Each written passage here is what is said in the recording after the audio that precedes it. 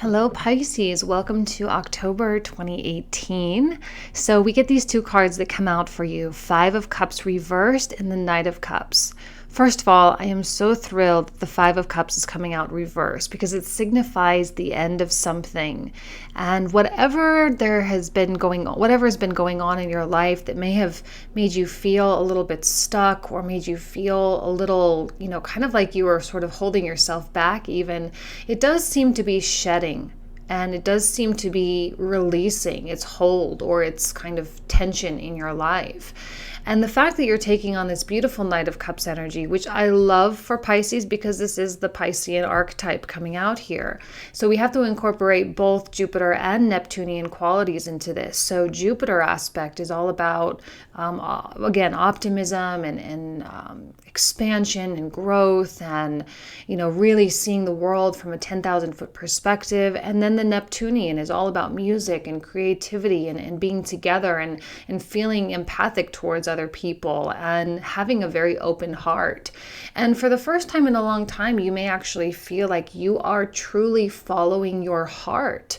That's something that we always say, and we always people kind of give that out as sort of like crackerjack advice, like just follow your heart, but it's a totally different thing when you actually tap into what your heart is saying and you allow that heart center to unfold according to what it is that true desire is. And the Knight of Cups is a very caring energy, right? It really does care about people to a fault sometimes, but at the end of the day, you're not really sacrificing any of your core values in order for you to really pursue your dreams. Now, the Five of Cups reversed suggests that you've been through stuff, and I know you guys have been through stuff. So you've been through stuff, you've been healing for maybe the past couple of years, really kind of getting this sort of stuff out of your system. And, now it's time, and I think you're really starting to see the silver lining in everything. Maybe it set you down a path of self-discovery. Maybe it got you something that you really felt maybe you didn't even know you wanted, and now you have it. It's like, oh, okay, wow, that was amazing. I'm so happy for that. And you start seeing the people who caused the Five of Cups, right?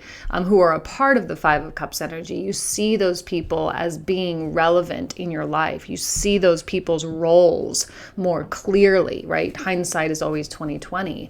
And I think that you are starting to see things from a point of objectivity, which is great, because when we can tap into that, we start to, oh my gosh, this is going to sound terrible, but we start to care a little bit less, and we just start to accept things for what they are. And judgment. Well, it's no surprise, I've been saying this in almost every single sign. With the Venus retrograde in Scorpio for you happening in your 9th house, this is all about authenticity, right? Because Scorpio is all about secrecy. Your sign is also about secrecy as well. The subconscious or the darkest depths of our psyche, and it does have depth to it. And judgment comes and says, you know what, there's going to be something that comes out, whether it's from someone else or whether it's from you. You're going to let something out maybe, and it's about saying something, it's about knowing something, it's about having something illuminated so that you can have all the truth or have all the facts so you could move forward appropriately. And I don't think this is bad in any stretch of the imagination. Knight of Cups walking proudly, happily into the Judgment cards, right? Happily into the light. And I think there are going to be things that start really working out in your favor. If you have any kind of court cases coming up, probably going to work out in your favor. Oh my gosh, sorry, hold on. My air conditioning is so loud. Let me turn it off.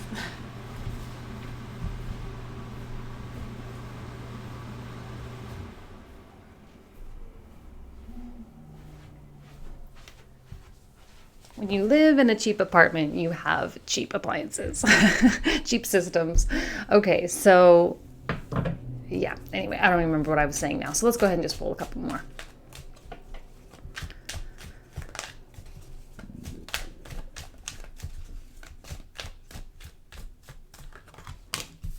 Ten of Swords goes hand in hand with the Five of Cups. Both of these signify that something is over. And again, I always say this with the Ten of Swords. It's like you've thought all the thoughts, you've felt all the feelings, and there's really just nothing else left to give at this point. Like it's just done. Like every ounce of energy that has been dedicated to something it's just been spent. So there can be a feeling of exhaustion at this point. It's very, very common. I kind of am feeling that there's like a death of some kind of past self, right? Where you officially are different. When you look at yourself now versus looking at yourself a year ago, you're going to be like, oh, wow, holy cow, I really am so different now. And I do operate from a different perspective. And so there is a shedding of your old self. There is a cleansing that happens with the Ten of Swords and also judgment, because the next step after a Ten of Swords is an Ace of Swords, right? It just kind of reverts back. The cycle begins again.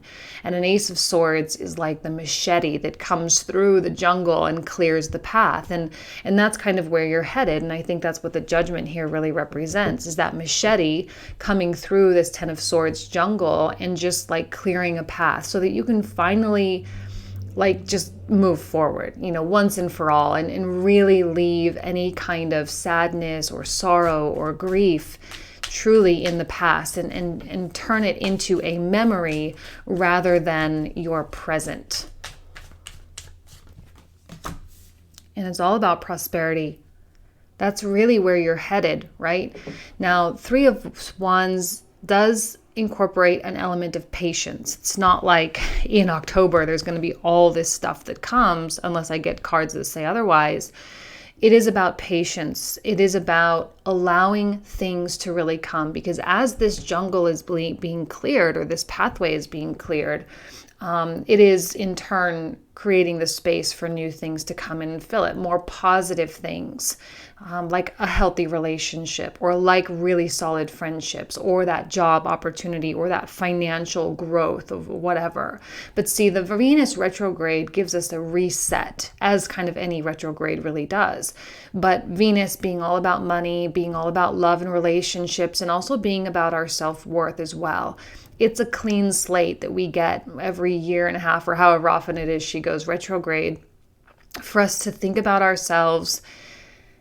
Well, we can always think about ourselves, but it gives us an opportunity of how we interact with others, our role, and what we need to do to take better care of ourselves, right? To really tap into that goddess within us. And I know there are men watching this, but you also have a goddess energy, right? We all have a masculine and feminine.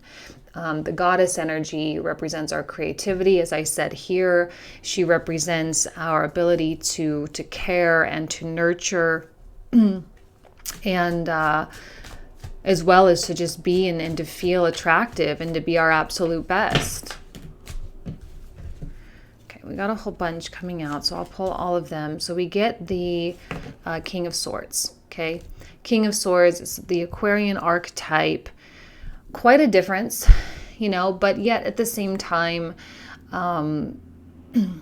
you are very close together in the zodiac. Now, I'm not saying it has to be an Aquarius, and I'm not saying, that this is definitely a Pisces, right? But this is someone that operates from their head space rather than their heart space.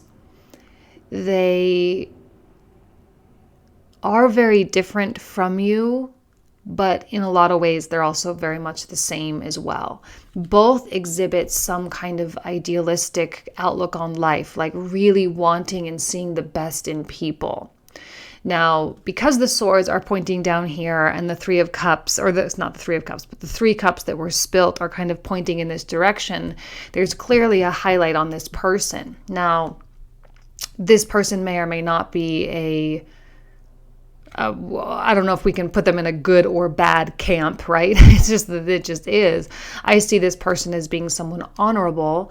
I see this person as being someone who's really doing their duty, even though it might not necessarily be in line with what it is that you think they should be doing. King of Swords is tricky for everybody. They're a little bit slippery. They are they have a lot going on the inside world that they really don't usually share. They are very intelligent and they do like to get all the facts, right? They do really prefer to operate from a place of logic. And sometimes when we have such a romantic, idealistic kind of quality as such as a Knight of Cups coming into this, it can feel like a brick wall. Now, I suspect that this person or this energy in it could be a different version of yourself as well. That this energy here, I suspect that it's bringing out a lot of things in you. It highlights things, and I'm going to go a little bit on the negative here, but not to bring you guys down, but it highlights the things that you might feel insecure about. Now, you might feel insecure about your financial situation, and this person represents financial success.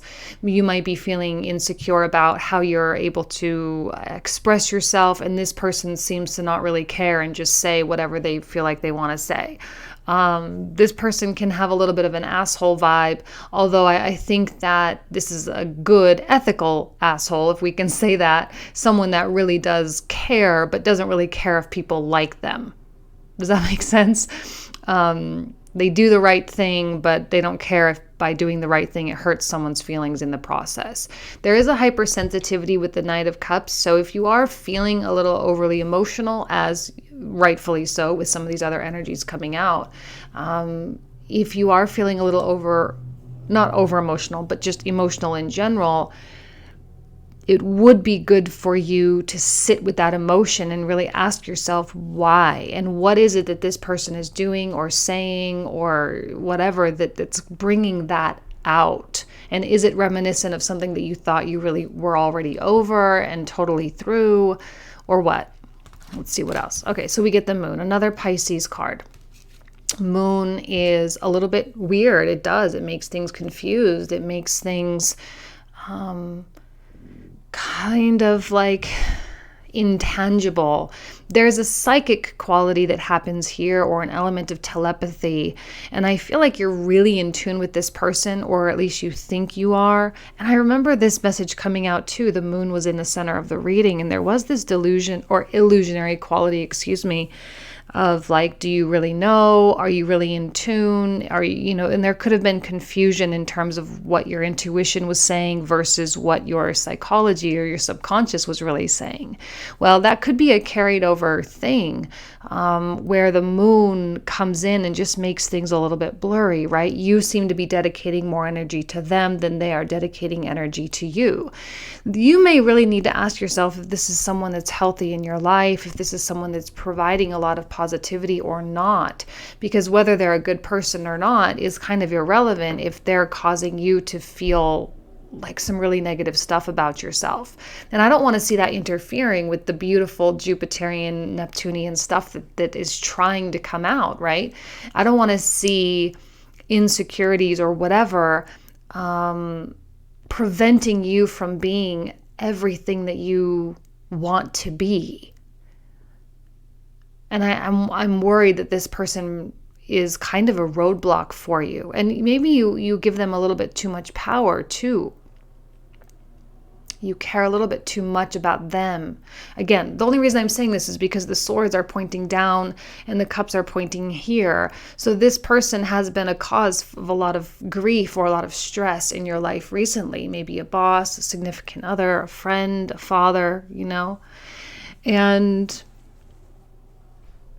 because you're coming out as a knight and they're coming out as a king, there is kind of a looking up quality there. And it's maybe, you might want to ask, well, is this really someone that I should be looking up to? Maybe there are qualities in them that you need to incorporate yourself.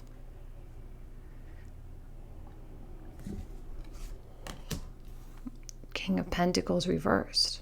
Is it the same person maybe? So we're getting air quality and earth quality. And I'll tell you what, the air and earth signs, Aquarius, Gemini, Libra, and Taurus, Virgo, Capricorn. I mean, when you think of these signs, They are somewhat problematic, especially with the men, specifically in the Western cultures. They are problematic in relationships. Okay, so if you're here for romance, you have a tough kind of you have a tough kind of personality that you are dealing with. You know, the swords, the coins, you know, they're a little bit on the harsh, unavailable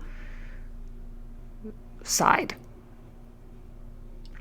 King of Coins reversed is someone who is a little bit more selfish, more self-indulgent, and someone who I always kind of like am so drawn to the black in this card. And he usually comes out when there's other black cards. It's not usually just a King of Cups, a King of Coins by himself. There's usually a lot of black in the reading when he comes out. And when he's out reversed, there's a signification that he's not in control of his darkness.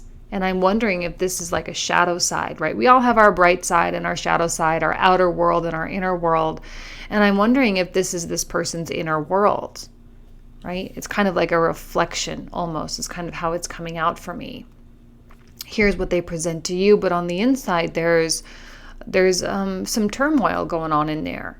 They don't have control over their darkness. They don't have control over their kind of impulses. And this can be really, really frustrating because this is someone's duality. This is someone struggling with their own duality. And I don't know if you've seen it that way. Like maybe you didn't really realize that they had kind of this little war going on inside of them.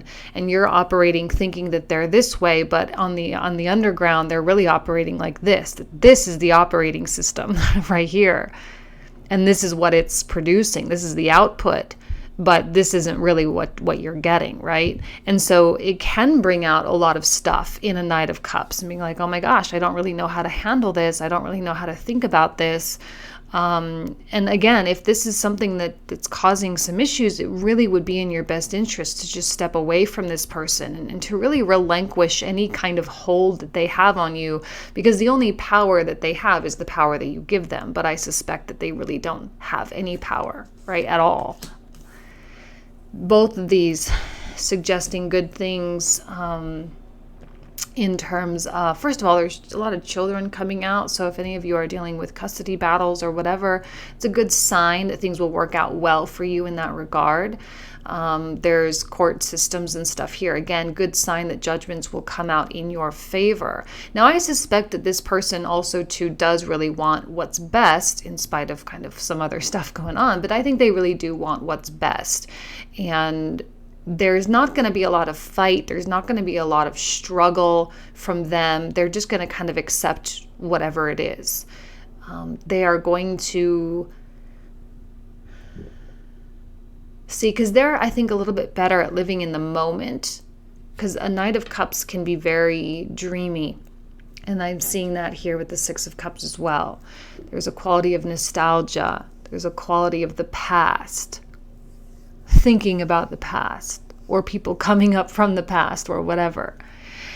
And it is going to be important for you to snap out of it if you find yourself in that kind of, you know, thinking backwards or reliving things, having conversations in your head again or whatever. It is going to be important for you to turn off that part of your mind, like I say from the very beginning, to really follow your heart and to lead with your heart first. There's a lot to clarify in the comprehensive. Of course, this person, of course, these here. But I will clarify the Six of Cups as well, if there's any kind of advice that we can get there. Let's see, the last two cards coming out. Okay, or well, we get a whole bunch more. Okay, Four of Coins, Devil, Death, and the Seven of Wands. The only real battle here is the battle within yourself. The battle within yourself is going to manifest externally. Okay, this could also even on some ways be you, right? It's almost as though this person is living more honestly in their duality. Like at least you see that, at least you know that, but maybe it's bringing out stuff in you too. The Devil and the Death card, again, will clarify a lot of that. obviously this is something that has been, really containing you. But see, one thing with the devil is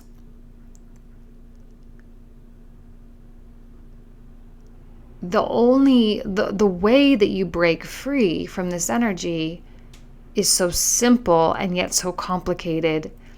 And all it is just changing your mind. That's why letting go of the past, that's why the Four of Coins came out, right? Letting go of the past, letting go of whatever it is that you've been really hanging on to so that you can be set free. Of course, this was a transformative relationship. I said that from the beginning, right? It was changing you. It was purposeful.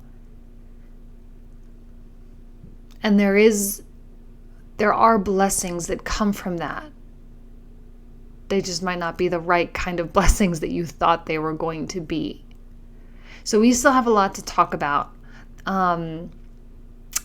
I'll probably actually start with these in the comprehensive for those of you who want to join me there. I'll put the link down below. Thank you guys so much for being here. I wish you absolutely nothing but the best this month. Thank you so much. Take care.